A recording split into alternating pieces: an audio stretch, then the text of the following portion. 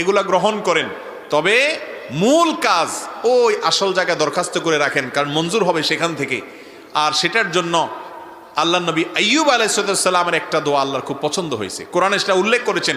ওনার দোয়াটাও আল্লাহ তাআলা কবুল করেছেন। তিনি কি বলেছেন?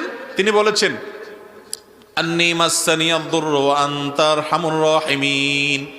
তার অসুখটা ছিল অনেক মারাত্মক অসুখ, অনেক কষ্টের অসুখ, যে অসুখের কারণে তার কষ্টের শেষ সীমানায় তিনি পৌঁছে গেছেন।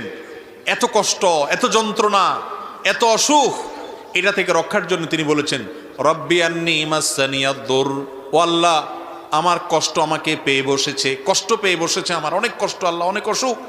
ওয়া আনতা আরহামুর রাহিমিন, অথচ আপনি সকল দয়ালুদের মধ্যে শ্রেষ্ঠ দয়ালু।